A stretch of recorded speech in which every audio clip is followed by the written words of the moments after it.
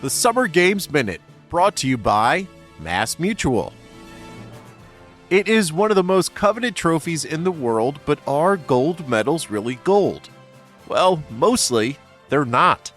The gold medals given out these days are nearly entirely silver and are plated with pure gold to give them that iconic sheen. Silver medals are, of course, made with silver, and bronze medals are a combination of copper and other metals like tin or zinc.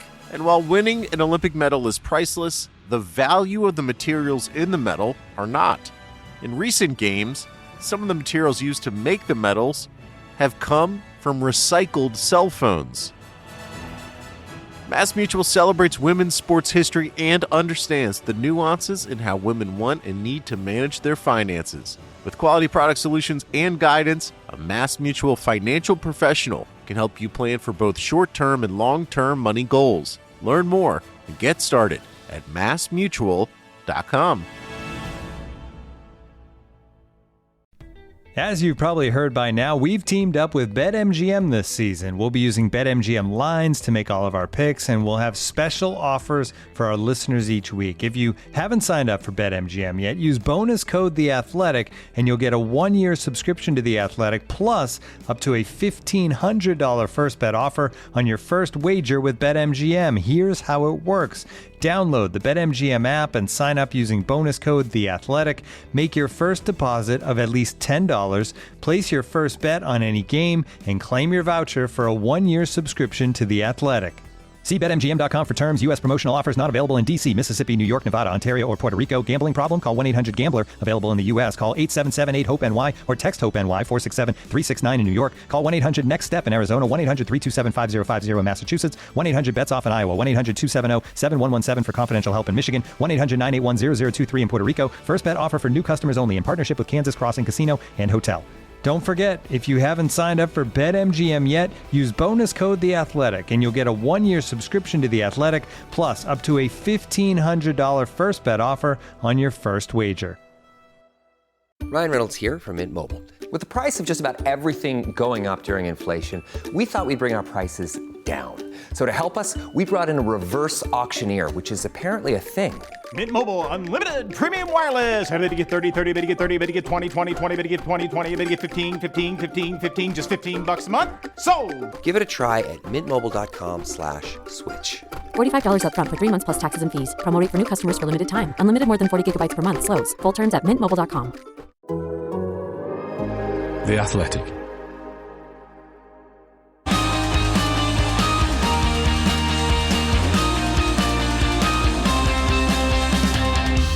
The race is on, and after another defeat to his teammates at Monaco, what is going on with Lewis Hamilton? Is Helmut Marko given the credit he deserves? And could Max Verstappen really go to Mercedes?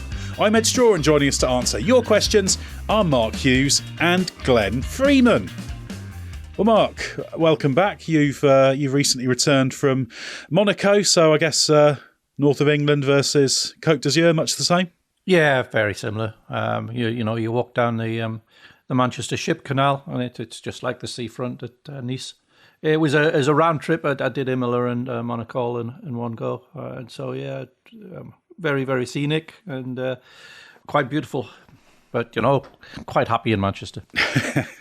Excellent. Good advert for Manchester there. Great city, great part of the world, that is. And Glenn Freeman, obviously taking some time away from preparing for the next season of Bring Back V10s, which is rapidly approaching. Yeah, I think I'm 3 or 4 episodes in now to the research. So I'm reaching that point towards sort of prepping the middle of the series where I wonder why I put myself through all of this.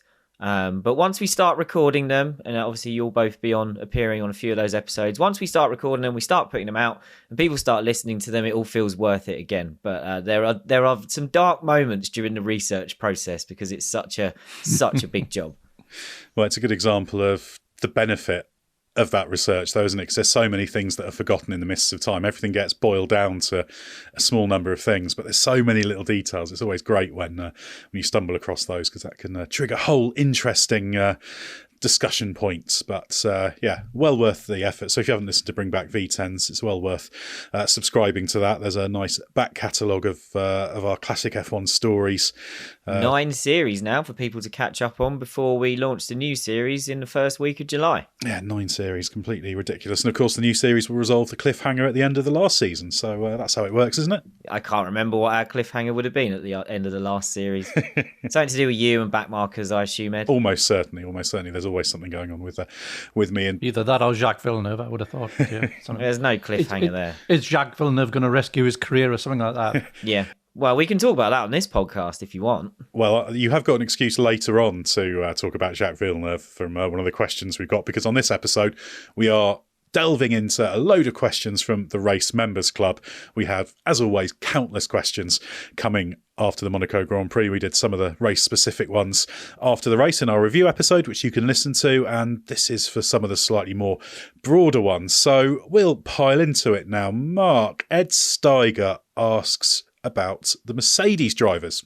Lewis Hamilton is now significantly behind in both the qualifying and race head-to-heads against George Russell this season. To what extent is that Russell doing a good job, Mercedes starting to lean his way within the team, and Hamilton checking out to think about Ferrari? Or which proportion of each? Yeah, I'm not sure I could give a proportion of each, but I think it's quite realistic to look at each of those in turn.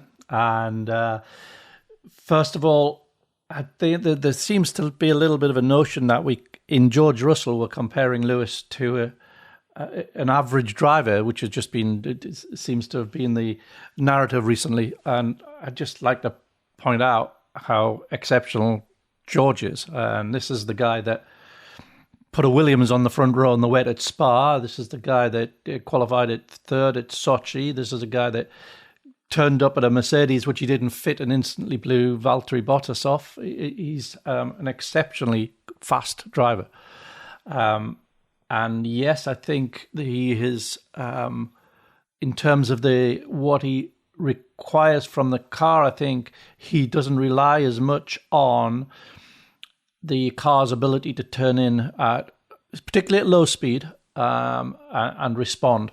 And the way that Lewis generates that last edge of his lap time traditionally throughout his career has been in the braking phase into slow corners. He's exquisitely skilled at standing really hard and late on the brakes, but still not quite locking up and still getting the rotation in the car in the early part of the corner.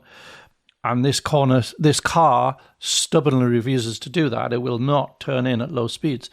That's part of the problem with the car, and that's partly what the new front wing, which George had at Monaco, was designed to address, and that the car, with as it's been so far this season, you can either have it. It tends to be very good on fast corners, but as the speed range of a corner comes down, it picks up understeer. So if you set the car up to get rid of that slow corner understeer, then you compromise its high speed. And then this is the window that they've been working with. And I feel that that's a window that would probably favour Russell over Hamilton in that comparison. But at the same time, you do have to, there's no way of knowing definitively, even Lewis won't know definitively, how much of this is motivation, how much is the any possible deterioration of his skills as time ticks by. It could be, there could be elements of that as well. And as he said, when we did our interview with him last year, he said, you're only human. You always question, is this me or is it the car? And I remember the best way it was ever described to me, this process, and I'm not saying that this is the process that Lewis is encountering, but the process of diminishing skills over time. I did an interview probably about 20 years ago with Richard Petty, and I was asking about the latter stages of his career, because he went on quite a few years after he was competitive. And he said, well, it's the weirdest thing. He said, because within your own bubble, everything feels exactly as it's always felt. He said, but it's almost like the bubble is slowing down, or everybody else's bubble's gone faster. He said, it's the weirdest sensation. And there could be an element of that. So there's all these things in play. Do I give any credence to Mercedes deliberately favouring Russell over Hamilton? Not really, but in terms of, if you've got a development part, and it's going to be part of the future planning of how you plan to develop the car, and there's only one, it would be natural that you give it to the driver who's staying and not the one who's leaving. But that's I don't think there's anything unusual about that. So overall, I don't see it as a dramatic story, but it's certainly raising an eyebrow. I do think the whole narrative that's put about in any team about how much one driver is favoured over the other tends to be a bit over-egged. Yes, there is a certain dynamic there, and teams will kind of galvanise normally around whoever the stronger driver is. But I think the idea there's sort of this switch that just gets flicked on one day is slightly overdone. And it's worth noting that, look at qualifying. Russell versus Hamilton has been close throughout their time together. Ultimately, if you look back, it's not massively out of line with what we've seen in the past couple of seasons. And yeah, I'm sure that when Hamilton's really sort of dialed in with the car, we'll see him being at his best. But obviously, when the car had... Yes, sorry to interrupt, but also that 7-1 statistic is misleading, because if you look at the actual time that he's trailing him by, it's a matter of hundredths. It's less than a tenth. So it isn't a dramatic gap. Yeah, absolutely. And you could argue that the gap at Monaco, which was fairly slender, could be within the realms of what that front wing change. You don't know exactly what the value is, but it's possible. And actually, Hamilton looked very quick throughout the Monaco weekend. It's just that qualifying just seemed to swing against him a tiny bit. So yeah, often we see when the car characteristics are like this, Bottas actually thrived a little bit more against Hamilton when the car was sort of a bit more vague on the corner entry, particularly into the slower corners, and then particularly early in seasons as well. Yeah, exactly. Yeah, you're exactly right. So yeah, I mean, I don't know what you think, Glenn, but I imagine there will be times where Hamilton's a little bit down and looking more to next year, but I think he's definitely driven to put in some good results in the final season. He'd like to leave Mercedes on a high. I'm sure he'd love another win if he can find one. Yeah, I don't think he's going to check out and cast his eye towards Maranello for the rest of the season. I suspect probably the thing he's probably finding hardest to come to terms with is just that he's driving a bad car again. You know, much like we hear the promises every year that Mercedes knows what they've done wrong, that they're going to get it right. He'll be hearing that inside the team as well. So he gets his hopes back up. And then it probably is more deflating for him, perhaps, than it is for Russell when they get in the car in pre-season. And I imagine they work out quite quickly that Mercedes haven't fixed the problems. So that's why I suspect there's a bit of that going on psychologically. I don't think it's conscious. I don't think Lewis is throwing his hands up in the air and saying, "Oh, they've given me another crap car.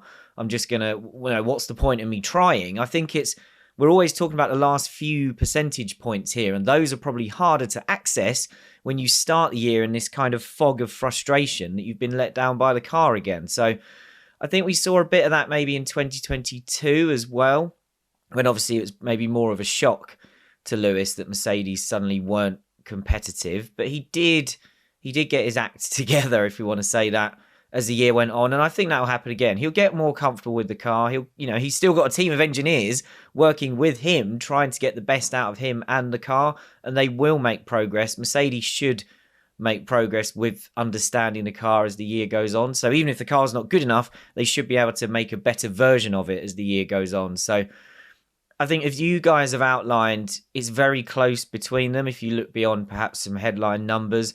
So, yeah, there's not something massive and dramatic going on here, but I can see a situation where Lewis's frustration maybe leaves him a little bit more vulnerable against George, who perhaps doesn't react to a difficult car in quite the same way, because George is yet to have regularly raced a championship-winning car. So maybe we could say George doesn't know any better. Absolutely. And there might be an effect, particularly later in the season. I guess anyone who's ever served out notice in a job, it slightly changes the dynamics of it, doesn't it? It probably still seems a little bit far off now, but I can understand why later in the season that would be a bigger factor. And maybe on difficult weekends, you might just be more likely to think, what's the point? Especially when the Ferrari's going very well as well. Exactly. Yeah. So that's probably a positive thing to look at, but I bet you can't wait to get into that. Ferrari is only human after all, and that's where the future lies. The next question related to Mercedes for you, Glenn, from Nabil Khan. It says, with the Red Bull seemingly not being the dominant team anymore and the 2025 title no longer being guaranteed, is there now a chance of Max Verstappen joining Mercedes to prepare for 2026? What a difference a month makes.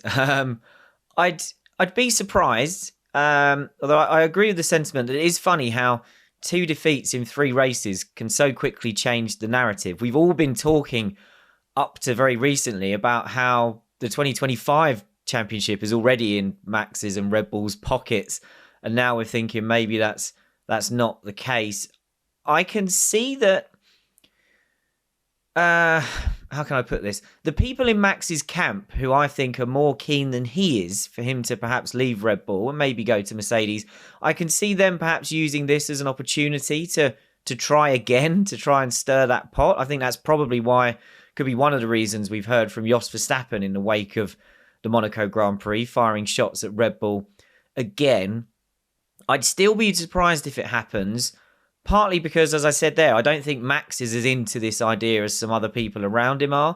And also because I think when we get back to conventional tracks, we are still going to see Red Bull have an advantage. So I think there will still be some comfortable victories in the weeks and months to come.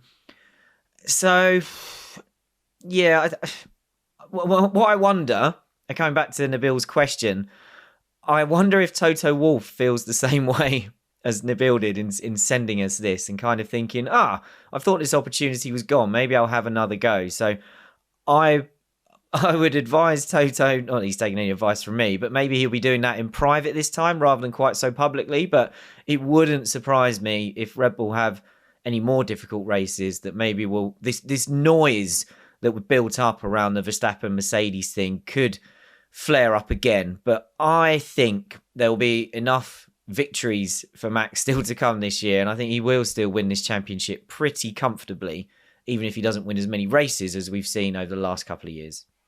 Yeah, I think that's a very accurate summation, Glenn, especially the bit about the conflict between what he wishes and what the people around him would wish. And I think it's going to be quite a test of the very strong bond between Max and Jos, whereby Jos has always controlled Max's career, really, and Max has gone along with it because it was always in his own interests to do so, and they were very much aligned. But this is probably the first time in his career where there is a clear divergence of views between the two of them, between what he should do. And I think in that situation, Max probably is not up for being swayed, and I think he will be, if anything, more determined to do what he wants to do rather than what Jos would like him to do.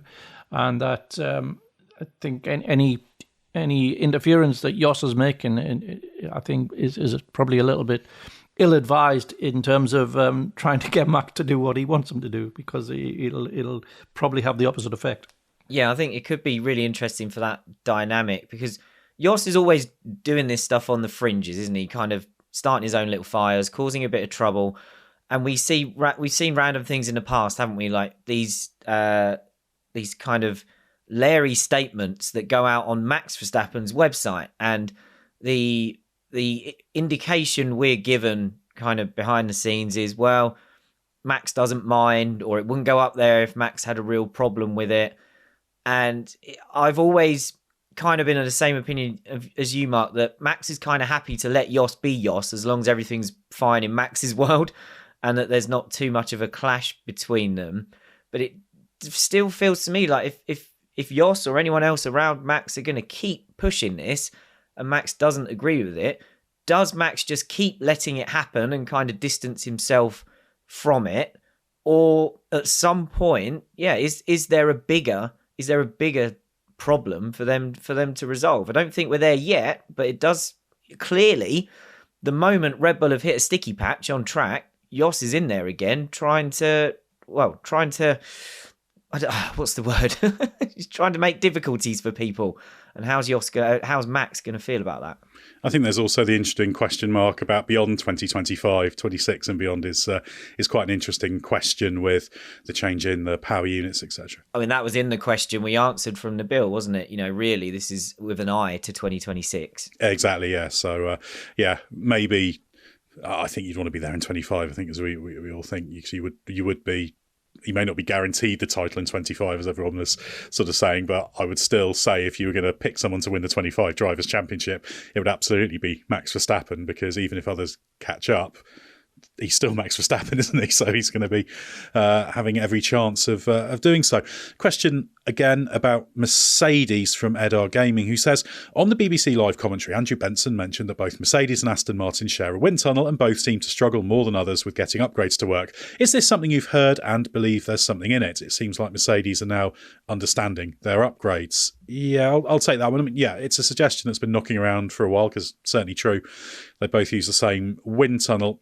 However, there's never been anything tangible in terms of evidence for that, and you're into correlation not equaling causation there. So the fact both have had problems isn't in itself evidence of anything, but it's a legitimate line of inquiry, let's put it that way. Aston Martin and Mercedes, they've had different problems, though. As far as I know, the wind tunnel's not particularly lacking in any obvious areas, so the problems could well lie elsewhere, and Mercedes now seem to be settling into some steady progress now they've got the car roughly conceptually right, whereas Aston Martin seems to be having more trouble in terms of characteristics. And it's also important to remember that when you're talking about wind tunnels, they don't just spew answers, they produce data. And then it's how you take that data. So you've got the quality of the data is one thing, whether it's tricking you in any way, but then it's how you use that data, how you analyse it, how you crunch the numbers. And we know a lot of teams have changed the way they've done that under these new rules over time. So I do wonder if the answer is more likely to lie in that sort of area. So yeah, it's worth looking at. And certainly if you're Mercedes, you'll be looking very closely at that. And if you're Aston Martin, you'll be quite happy about the new wind tunnel that's coming online later this year. Presumably, they both used the same wind tunnel to produce their 2023 cars when Aston's car started the season really well and Mercedes wasn't very good. Exactly, yeah. That makes me think it's probably more to do with the way they're looking at the numbers and the conceptual underpinnings, etc. Yeah. So yeah, I think if you're Mercedes, you absolutely look at it. But yeah, I don't know, Mark, whether you've heard any sort of evidence to support that. It's sort of a valid hypothesis to look at, but I've never heard anything anyone said that's led me to believe that is definitely a problem. And Mercedes have been asked about it a few times. They have, and there's nothing, as you say, there's nothing where they can identify this is definitely not correlating with what we're finding, or whereas this is, and so this is a problem area in this specific place. There's no pattern to it, but I think just the fact that there's a correlation there will already have led to that line of inquiry being followed there. But whether it brings out anything, I don't know. But you and I both interviewed Andrea Stella at the end of last year, and he probably gave something away a bit more than he meant to, where he said it. One of the breakthroughs was in how they interpreted their tunnel data and what methodology they were looking for to turn a red light into a green light, saying, yes, go with this development. And he says, and as soon as we did that, we suddenly found a whole lot of greens that were previously reds, and they turned out to be very productive. And that was purely about what you say. It was about how you were interpreting the data and what are you using as your measurement, what are you looking for? Yeah, I think it's more likely to lie in that area, although there's always the possibility there could be something Mercedes doesn't know that's going on in the wind tunnel. So, yeah, it remains possible there's some sort of ghost in the machine that's sending them awry. But, yeah, I think it remains only a sort of line of inquiry rather than something that's evidenced. So, yeah, we'll get an interesting test when Aston Martin changes to its wind tunnel. That's very, very high spec piece of kit they've got coming online there. So, yeah, that will be an interesting comparison. You know we love talking stats here at The Athletic. Here's one that's super simple to remember. Discover automatically doubles the cash back you've earned on your credit card at the end of your first year with Cash Back Match. That means with Discover, you could turn $150 cash back to $300. That's right, you could put it towards some memorabilia you've had your eye on or treat yourself to a premium sports network. You earn and Discover doubles. See terms at discover.com/credit card.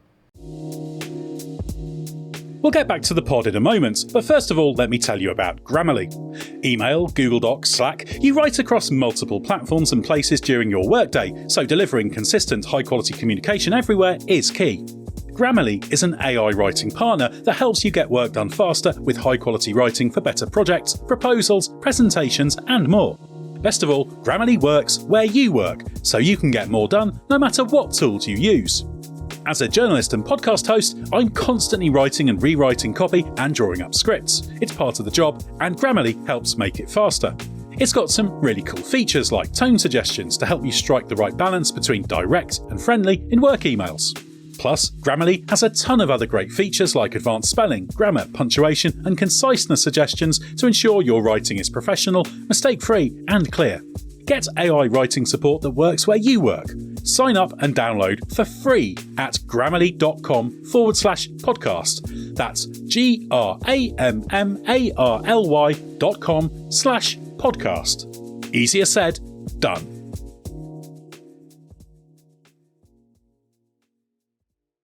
Ryan Reynolds here from Mint Mobile. With the price of just about everything going up during inflation, we thought we'd bring our prices down.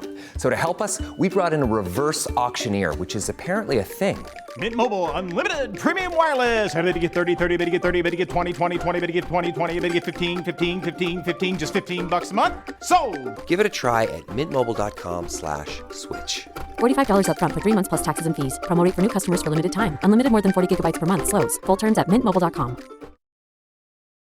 Right, we'll move on to our second batch of questions now. And of course, if you'd like question asking privileges, you can sign up to the Race Members Club. There's a link in the description for this podcast that you can click through to. Go to the website and click on Go Ad Free. Loads of stuff. You get an ad free environment as the what you click on suggests on the website. As part of that, you get to ask the questions. And also, Glenn, it's worth you doing a little bit of shameless promotion of one of the bonus podcast series that we're doing. Yeah, so we are, as we mentioned at the start of the show, we're between series on Bring Back V10s at the moment. But Ed, as you are well aware, we have not been not recording shows during that time because we've decided between series to do a race-by-race revisit of the 1997 F1 season. Mini episodes for each one, not the full treatment like we'd normally do, sort of 20, 30 minutes per episode. We're doing the first half of the 97 season between Series 9 and Series 10, which is launching soon. And then when Series 10 finishes, which I think is in early September, we'll then finish the 97 season in the final part of the calendar year. It's been so successful and so well received by our members that we're definitely going to do this again next year, and we'll let our members choose the season that they want us to revisit. We chose 97 because it had won a best season poll that we'd done, I think, on Twitter. So for the next one, the members will get to choose. So yeah, if you're part of the members club already, you're going to get to have a say in that in the future. If you're not part of the members club and you like the sound of that, come and sign up. Check out the episodes that we've already done. As we record this, I think we've released about 6 races. I think we'll get to the British Grand Prix of the 97 season before we pause for Series 10. And also, in terms of our members being able to choose some of the things that we do, for Series 10, we've let our members choose a race from the V8 era that we'll cover. Mark's going to be on that episode, I think, and I haven't told him yet which episode it is, but I'll do it after this recording, maybe. I'm looking forward to it, whatever it is. Yeah, whichever race it is. Also, this poll about the 97 being the most popular season of the year that Jack Villeneuve won his title, were you counting the votes, Glenn? Who was counting the votes? Well, I was going to say, it wasn't me. It was the platform now owned by Elon Musk. So I don't know if that makes it any more trustworthy or not. Okay. But no, I did not influence No, the not vote. that I have a problem with 97, but yeah, okay. Yeah, I tried very hard not to sway the vote. Well, I think if it had been a fair vote, 1993 would have won because for various odd reasons, 93 is my favourite season. Not necessarily the best, but a favourite, slightly different. And let's get on with some more contemporary F1 witterings now. Mark, a question from Daniel Roberts. With Red Bull under such scrutiny this year, is Helmut Marko given the credit he deserves? Despite his portrayal as Red Bull's eminence grise and occasional ill-chosen comments, his instincts often seem accurate, and especially after the death of Niki Lauda, his role in cultivating and directing drivers now appears unique. Is there still a place for a figure like Marko in a modern F1 team, and is he irreplaceable? It's a great question, and it is a very Lauda-like role that he performs, but it's the dynamic between him and Christian Horner is very different between that which existed between Lauda and Toto Wolff, and that it's more probably adversarial, and I think this, but it is productive, and I think that Marko's instincts are very often spot on in terms of drivers, and he's very much the impetus behind sort of focusing on a performance, and it's difficult to encompass him comfortably into an organisation because just of his the way he is, and certainly when Dietrich Mateschitz passed away, it became more difficult because that was his relationship with Dietrich was very, very close. They'd known each other since Dietrich was a teenager. And once you try to sort of incorporate him into an organization in a more formal way, it becomes tricky. And I think this is what is perhaps made it a little bit stickier, this relationship, than it was. But I think his value as someone that Max in particular places total faith in and is guided by, I think is a very valuable part of the equation. On the point about, is he irreplaceable? And what was the other part of the question? Like, is there still a place for a figure like him in a modern F1 team? I'm not sure we will see people in that sort of role again. The Lauda example wasn't that long ago that Mercedes brought Niki in, and we heard plenty of stories about times where Niki's kind of blunt approach actually helped Mercedes get quite serious things done, whether it was negotiations with sponsors or budget discussions or signing Lewis Hamilton. Sometimes you do need that blunt instrument who doesn't kind of dance around a point and just steams in and goes, well, are we doing this or not? I'm not sure with the way modern F1 teams are structured that there will be room for people to perform those roles that often in the future. So, for example, on the is he irreplaceable point, I don't think Red Bull would try to replace him whenever he stops. So, yeah, Lauda and Marko, they perform quite a useful role if you're in the media, because they're two people who don't sugarcoat what they think, and when they tell you what they think, you don't always have to agree with it, but they are less guarded than other people in the teams they represent. And I think that's another reason that you probably don't see. Let's look at a team like McLaren that has completely rebuilt and restructured itself. I doubt Zach Brown or Andrea Stella are going, what we need is a sort of mouthy old guy from quite a long time ago who sometimes their intuition will be right and sometimes they'll help us get stuff done, but they will also kind of lob grenades quite often. I can't see teams clamouring for that. Mark outlined a very particular set of circumstances that resulted in Marko having this role for Red Bull. And, with the drivers, he's found there's been some big wins there. There's a lot of misses as well, but that's kind of the nature of the beast. The Red Bull junior driver scheme that Marko has overseen for a quarter of a century now. A lot of drivers have come through that system. So they're not all going to be Max Verstappen's and Sebastian Vettel's. And so I would say sometimes Marko's treatment of those drivers isn't always right, but he can kind of get away with that when he's producing the odd superstar now and then that wins Red Bull a bunch of championships. I think there's also a change in the way teams are owned, because you could call Helmut Marko a kind of vicar on earth would be the phrase, wouldn't it? In that he was Dietrich Mateschitz's eyes and ears and his trusted aide, so everything kind of went through him pretty much. So you don't have ownership entities like that. And of course, Marco's position in the whole wider Red Bull corporate world now has changed since Mateschitz' passing. And there aren't many teams where you have quite such a... You can't really have that role because there isn't a one individual who's in charge of everything that you can then have one individual who's therefore the representative of. So a lot's changed, and a lot's changed about the way F1 teams have to conduct themselves. And rightly so. And there's an element of when you've kind of got a slightly more old world character, the world moves on, and Marco has quite rightly had some criticism for some of the things he said and some of the ways he's done things. But yeah, the world changes and you have to be aware of that. So I don't see that kind of character rising again with some of these other teams, if you like. Maybe you could argue that Haas had it a little bit with Gunther Steiner and Gene Haas, but obviously that then fell apart. So it's a slightly more conventional F1 world, I guess, now in terms of how things operate. Right, now a question for you, Glenn, from Kieran Lister. Approximately how much of an impact does a crash like Perez's make on the cost cap for a team, and what happens before the next race to replace the car in terms of logistics? Well, we've just been talking about Helmut Marko, haven't we? And he's been in the media this week. He's appears to be attributing roughly a 2 to 3 million value on the crash damage. Okay, maybe. That seems quite high, but it was a massive shunt. In terms of the cost cap, teams obviously kind of make an allowance, don't they, in their budgets, knowing that they're going to have crash damage through the year. The question is, for a team like Red Bull, how much of their budget was allocated for that? And if we're talking 2 to 3 million, I don't know if that's dollars, euros, pounds, how much has that Perez shunt eaten into that allowance?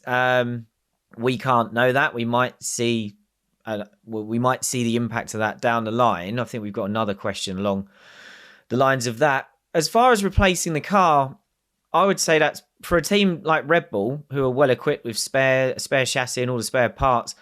I'd say that's pretty straightforward, to the point that if Perez had had that crash earlier in the weekend, it wouldn't have been the end of his weekend, because they'd have had all the bits in Monaco in crates to build another car up. Teams aren't allowed spare cars sat in the garage now, but they have all the bits there ready in case they need them. So there would be a spare chassis and all the bits that they would need to build up around that. So I don't think there's going to be some mad race for can Red Bull have a chassis ready for Perez at the next race. But the financial question, that might be something where it might take longer for the full impact of that to be felt, should we say. Yeah, well, that does connect to the next question from JK, which I'll take, who says, could Perez's likely chassis write-off affect Red Bull's capacity to bring more upgrades this year? Yeah, we're not sure whether it's a chassis write-off or not. I suspect might require a few chassis repairs. It'll go back to Milton Keynes and be patched up if there is chassis damage itself to the monocoque, but they've got spares, etc. Now, it will have an effect, but it all fits in with the way teams budget for it. It's not quite as simple as, there's 2 or 3 million extra money we weren't expecting to spend, because no team heads into the season assuming they won't be having any damage. So there's a plan for just general parts wastage, partly in terms of just life parts that have a certain lifespan in terms of how long they'll actually last. But then there's the unexpected damage, and that's everything from a huge shunt like that to damaging a floor beyond repair if you clatter a curb or some such like that. And as Glenn explained, significant cost, and there's a contingency for this unexpected repair that you'll dip into. In a dream world, no damage, therefore you've got this ideal pathway you run through the season for parts manufacturer, but that doesn't really happen, and it's constantly shifting. After every weekend there'll be some adjustment made to the planning of what they need to manufacture, etc., and that's the same with upgrades that you're feeding into it. So Marco said the worst case scenario could make a difference at the end of the season in terms of capacity to bring upgrades. But that spending's monitored constantly, and it's continually evolving. I don't think that crash in itself will fundamentally change things for Red Bull, because you'll say, well, we'll probably have one big crash like that at some stage this season, or 2 big crashes. That'll be in there. But they'll be monitoring that spending and that plan live throughout. So it could have a knock-on effect if there's more crashes, whereby they say, actually, ideally, we'd produce a pack of parts late on in the season, but because we've had to make more of an earlier spec, we can't then sign off making those, etc. So, and they try and push right up to the cost cap in terms of how much they spend. So, yes, it could impact the capacity, although I don't think it's a panic stations or anything. It's, if you go They're to not going to cancel some mega floor update that they've got coming because of this, are they? Exactly. It might just slightly change the way you schedule things and the way you work, and obviously you have a certain life for things, etc. So yeah, it's not ideal, but you'd need a few more. You need an unexpected number of those sorts of shunts to really get into sort of big panic stations on that kind of thing. Right, next question for you, Mark, from Matthew McMahon. With McLaren and Ferrari having driver pairings that are both strong, will the gap in pace between Verstappen and Perez work against Red Bull in terms of the Constructors' Championship, with the pecking order closing up and so much of the season still to go? Yes, it will, absolutely. And we had this question last year about this year when Perez contracts gets extended one at a time. And it was looking early season like it wasn't really going to matter because Red Bull's dominance was intact. But now it appears not to be. There's a closer challenge to it. Yeah, that's absolutely. He is, of those 6 drivers, he is the one that is underperforming. And we've seen his form vary enormously through the season, through the last several seasons, and it's he normally does get it back and gets back into his groove. But I would say, even at his best, that he has a lower ceiling than the other 5 drivers. So, yeah, I would be seriously questioning whether they could afford the luxury of keeping him, but it seems that he will be there again next year. Yeah, that does seem to be the way it's going. The decision that's being made, that's just being finalised pretty much as we speak, it seems. Glenn, a question from Tom Knights. How much of a positive is it that the last 2 weekends Ferrari have come with a setup that works straight from the beginning of the weekend, especially with Leclerc? Does it feel like Ferrari are understanding the regulations and their car now? It does, and I think Ferrari have been on this trajectory of understanding their car really since late last year. I remember being really interested in the way they were talking about this. I think it was coming off of Monza and the final part of last year. They kept saying, we get to a track now and the car does what we expect it to do from what our simulations have been telling us. So I was pretty optimistic late last year that they just needed to bring a better car. And if they could continue to understand and for it to be predictable when they get to each weekend, that they would be able to build some momentum. And it feels like that's all coming together. And I kind of view it as it's all the things Mercedes keep telling us they're doing, but just with actual evidence on track that it's really happening. Yeah, which is very positive. I think everybody wants to see Ferrari consistently fighting up at the front. A question now I'll take from Andy Sally, who says, I'm pleasantly surprised that this season is a lot more competitive than last year. I know Red Bull and Verstappen will more than likely win the championship. Other than Singapore, where else is Red Bull likely to struggle? Singapore's the really obvious one, but it's really any track that's bumpy with a lot of curb riding. Conventional circuits should be fine. Next race in Montreal, not perfect given the curbs there. Barcelona, RB20 territory, you'd think. Street tracks like Baku and Vegas obviously won't be ideal. And then we saw Imola was a good example of where it can be difficult because there's quite a bit of curb riding there, so you've got to compromise the ride height, etc. You're giving away a little bit of your aerodynamic downforce as well, because if you're having to make allowances with your setup for that, that costs you a bit in places where the car should work really well. So it's all about that compromise. Ultimately, it's partly dictated by how much the margins tighten, because if Ferrari and McLaren continue to get closer on what you might call the average circuits, then a weakness becomes more relevant, doesn't it? In that if you're giving away, say, a tenth around a lap, it doesn't really matter if you're 5/10 ahead on average anyway. But the closer it gets, the more things become a weakness, if you like, which is exactly why Verstappen was talking about getting found out. But I'd still say, as it is now, there are definitely going to be more circuits where the Red Bull is the best car, and I'd still expect that to be the case. But it's just going to get a little bit harder on weekends if they don't quite get the setup right for a certain circuit. That could make the difference as well. And we don't always see Red Bull starting perfectly with the car at the beginning of weekends. So, yeah, this could all mount up for them. Makes an interesting storyline for the season. Mark, a question from Joe Andrews. Has Esteban Ocon now put himself out of contention for ever getting a move up the grid? These moves happened far too often. It's obviously referring to that pass on Gasly, or that attempted pass, I should say. Yeah, there's always been a little bit of friction around Esteban. And I think it's partly the tough ways had to come up. The family had nothing. He sort of had to sort of really scrap their way up, and he had to deliver every time he got in the car. So he is a natural fighter, but I think in terms of integrating with teams and getting on with everyone, there seems to be a trait, and these things do matter.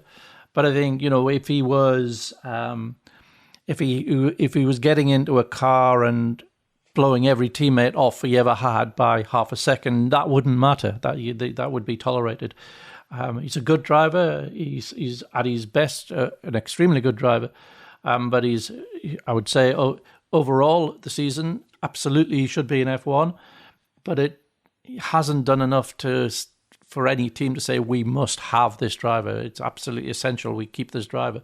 And so if it's creating problems within the team, yeah, I think it could limit his potential. And I've never seen him as a candidate for a top team. And earlier in the season when Lewis had announced he was leaving Mercedes, people were quick, including Esteban himself, to link himself up with that possibility. I always saw that as a zero chance. There's absolutely no way he's going to Mercedes, and there was a reason why he wasn't put there long before. Yeah, I think to go back to Joe's question, where Joe says these moves have happened far too often. Totally agree with that, Joe. There was too much previous from the Force India days with Sergio Perez as well. Like Mark, I don't see a future at a front running team for Ocon, but that is primarily because he hasn't kicked on during his time at the Renault/Alpine team. Yes, it was slightly unfair on him that he got booted out of Force India Racing Point to make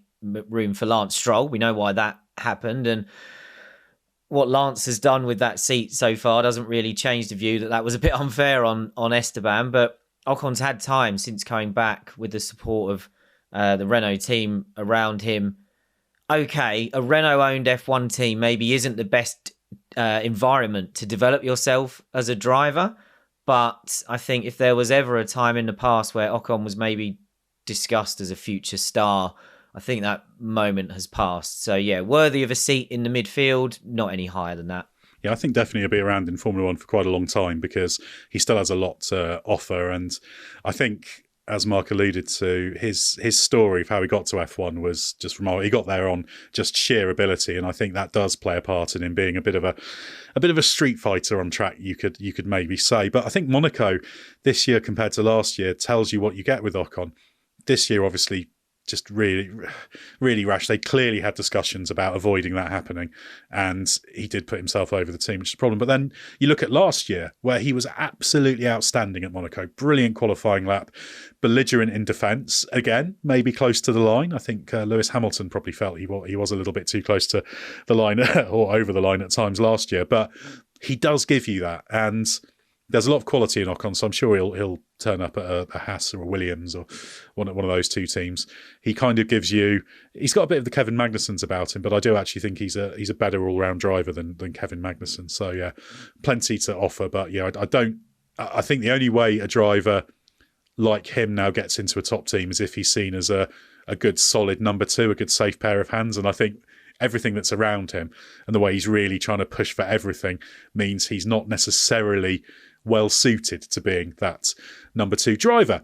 Glenn, on a related topic, Sam Bedford asks, do you think the Renault bosses will get fed up and pull the plug on the whole team as they've done in the past? Yes, Sam, I do. I've actually thought this for quite a while. I'm expecting that once we get a year or two into the next regulations, so the 26 onwards cycle, if Alpine don't hit the kind of rule change jackpot and catapult up the order, I think if they're still struggling, then Renault will be asking some very serious questions. I think at the moment, if you're a team that's struggling, you can cling to the fact that change is coming in 2026, and you can say to your bosses or whoever you need to, or you can just give yourselves hope that 2026 is your chance to change your fortunes. Firstly, not everybody can change their fortunes at the same time. It doesn't work like that. And actually, I think the days of these kind of 2009 Brawn GP and everything else that went on there, massive shake-ups, That doesn't happen anymore. We can get changes in the order when the regulations change, but it tends to be a shuffling of one or two places with teams kind of locked in wherever they are. So, you might get a slight change amongst the front teams, but it'll roughly be the same teams fighting it out at the front. Obviously, Alpine, Renault probably see themselves kind of sat between those two in terms of their stature and what they should be achieving. But I very much doubt that this team is going to take a huge leap unless there's some sort of trickery in those new regulations that they happen upon and nobody else does, then great. But for the most part, F1 teams are too big and too clever now for a bunch of top teams to slip up and for someone else to get it right. So I can see Renault asking a lot of questions by late 26 or maybe into 27. The only thing that might save or might prevent that happening is if the financial model in F1 now is so good, and the fact that you can attract investors as Alpine has to sort of buy chunks of your team, so you don't have to entirely own it and support it yourself. So you could get into a situation kind of like Mercedes is, where you own a chunk of your team, it's still branded in your name, but you don't have as much cost or as much burden. And then it's not as big an undertaking to retain what is a valuable slot on the grid. And talking of valuable slots on the grid, if Renault aren't interested and want to get rid of it, sell it to Andretti and General Motors. Yeah, well, if they do need to sell it, they're going to have plenty of opportunity to, as there's lots of interested parties, not just Andretti. Right, a question now I'll take from Andrew Dale. Given the first lap crash instigated by Kevin Magnussen, who has been involved in multiple incidents in recent races, does Formula One need to impose harsher penalties for consistent rule breakers?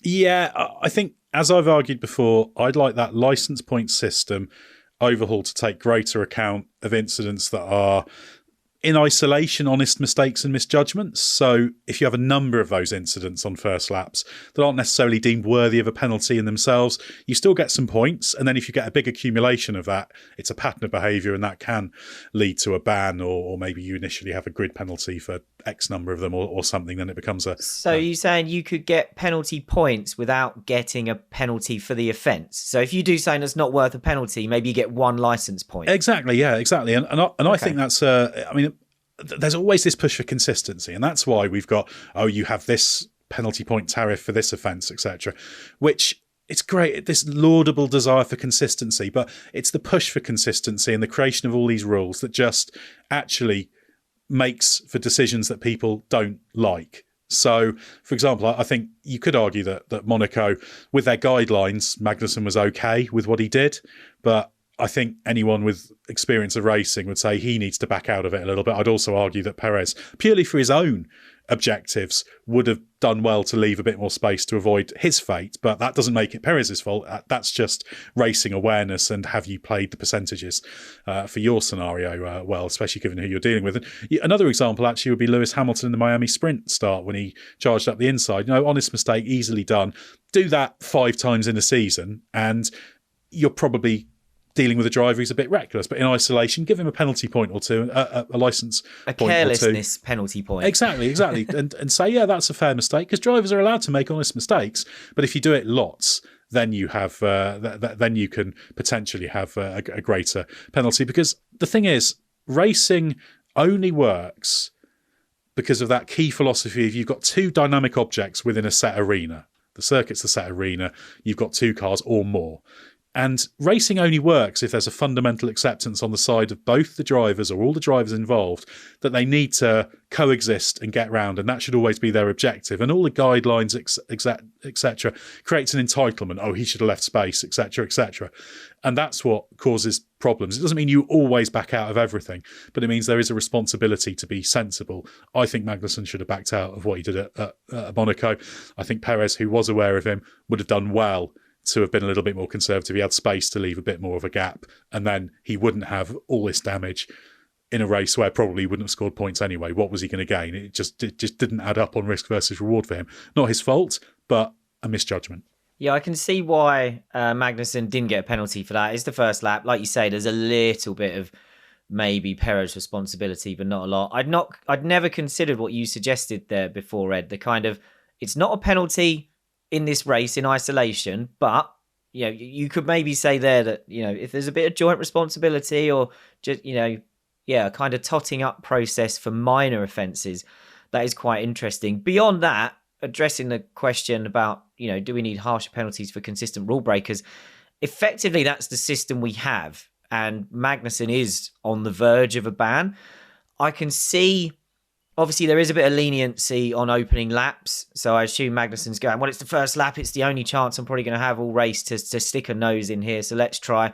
Maybe he was hoping that if Perez looks in the mirror and sees him, he might sort of give him a bit of room and jump out the way. Because as you said, Perez doesn't want to be taken out of the race immediately there as well. I'd be interested to know if Kevin had been in that race for a long time, would he have, would the threat of a ban, which is hanging over him, make him more cautious later in the race? So if you got to run on someone to the chicane, you have to take a massive risk with modern cars to even have a go down there. Would, in his mind, he go, if I get this wrong, I'm benched for a race, I'm sitting on the sidelines?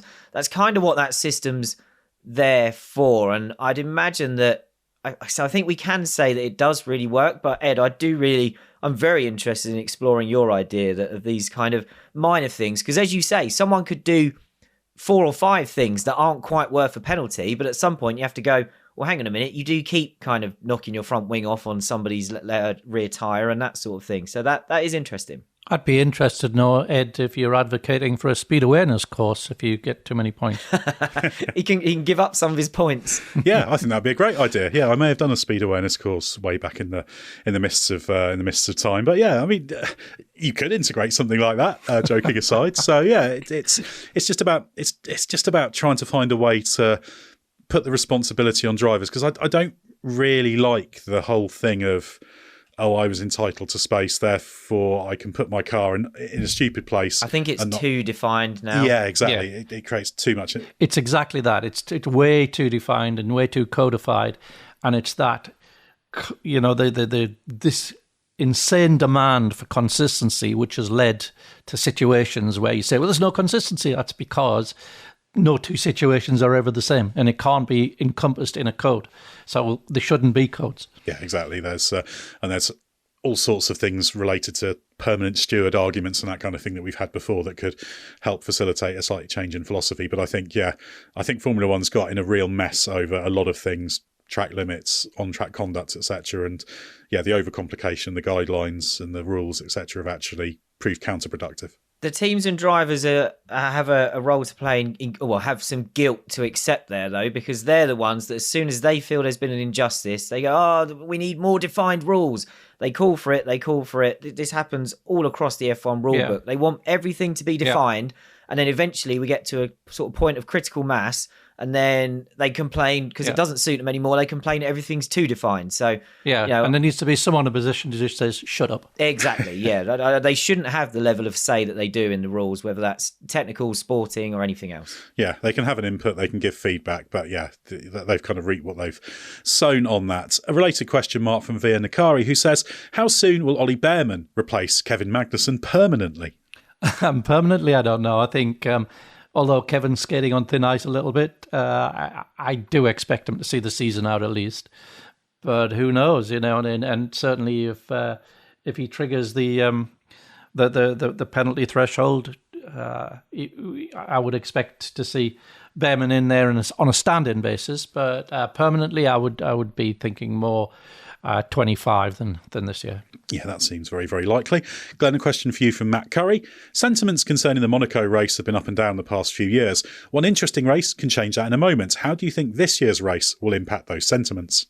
Well, this was the first ever race where the top 10 started and finished in the same position? Did I hear that right? Apparently so, yes. Apparently so. First time in F1 championship history. Yeah. Obviously, freak circumstances there because of the restart and nobody needing to make a pit stop. But in my view, all that did was further expose how F1's outgrown Monaco, which isn't a new opinion for me. Qualifying is phenomenal. Quite often, if I'm out on a Saturday afternoon and I have to record qualifying, I'll fast forward the first however many minutes of Q1 and Q2 until we get to the good bit. You don't do that with Monaco. You want to watch every single minute and every single lap and every single driver. It is an absolute spectacle. The problem is, what follows the next day, which is supposed to be the main event, is very rarely a spectacle, particularly if it's dry. I would say a dry Monaco Grand Prix now, with the cars as they are, is borderline pointless. So maybe we should just make it a 2-day event, practice on the Saturday, and then give out points for qualifying on the Sunday. Let's create the Monaco Grand Prix time attack. And if we need something else, we can have a normal qualifying session and then do a one-shot session or something as well. To be honest, I would rather watch cars qualifying more in Monaco than I would a race. As I said, it's getting to the point now, it's pointless. Yeah, I would definitely not want to lose Monaco, but there's certainly things that can be looked at to try and liven up the race. And there's a question from... Such as? Well, we've talked about some of them. Tyre strategy, you could say you have to use all 3 tyre compounds, make it a 3-stop race. I mean, they're still going to drive around all in order amongst that, but it creates some potential for variety. And the other one, of course, is track changes. And actually, there's a question I'll take now from Tom Westmacott related to that. He asks, would running the circuit backwards be an easy way to increase overtaking at Monaco? I appreciate that purpose-built circuits have runoff designed for the direction of travel, but at the street circuit, I assume the safety is similar in either direction. It would seem to be a cheap change to make that would preserve the historic layout of the circuit while opening up many more opportunities for racing. Yeah, well, obviously, you need to make some changes to barriers, etc. It doesn't fundamentally change it. There are various videos on YouTube. I think there's Leclerc doing a lap backwards, which I have watched. I actually don't think that simply going backwards would change the overtaking opportunities a great deal. The obvious one would be into Portier, but that would be such a fast approach. I guess they'd need to move a chicane to the end of the tunnel or some such. Maybe if you did that, you could then have a longer run along sort of beyond Portier. They've done a lot of land reclamation down there. Possibly you could look at that, but I don't see reversing the existing circuit as dramatically transforming everything, and it would be quite a terrifying approach to Saint-Devote charging down the hill. Oh, yeah. There may be an opportunity going into Casino. If you could get up the inside of someone there and sort of edge them out. But no, I don't see that would really do anything. Doing it in reverse in the sense that you put the cars in reverse and you had to race around in reverse, that would short oval style. I'd probably create opportunities. Yeah, yeah, I'd be up for watching that. Yeah, I don't think you suddenly create opportunities by switching the track in the opposite direction. As you mentioned, Ed, obviously that with all the land that's being reclaimed down by Portier, you do get talk, don't you? I don't know how official these are. People sort of draw up maps, don't they, of going, well, why don't we sort of build a new loop of the track here? And I think if there was a way to do that and create a piece of track that would be wide enough to just give the lap one overtaking spot, I think it would be worth doing. You know, all the other tracks, all the other long-serving tracks have to move with the times. I don't see why Monaco should get a pass on that. Yes, we've opened the track up by removing barriers and that sort of thing.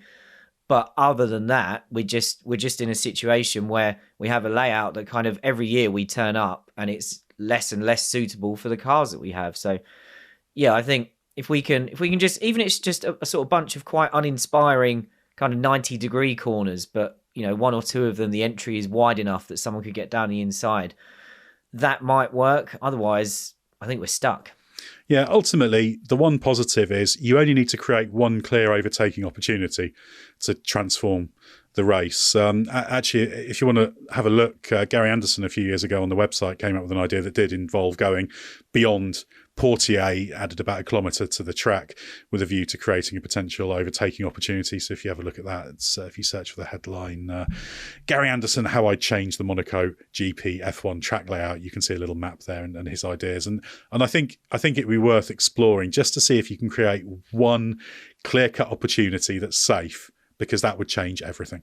Well, great set of questions there. Thanks to Mark and Glenn for your insight. Head to therace.com, loads to read there. Subscribe to Bring Back V10s in anticipation of the upcoming new season. Have a look at our YouTube channel as well. And if you enjoy the podcast, give us a review on your podcast platform of choice, as that really does help us in terms of people finding the podcast. And if you're enjoying our questions, if you're a member of the Race Members Club, we've got a few more bonus questions we'll be answering that will come out in our members podcast feed. So plenty more to listen to there. We're in a bit of a gap now before the Canadian Grand Prix, but there's always plenty to talk about, so stay with us for everything you need to know from the world of Formula One.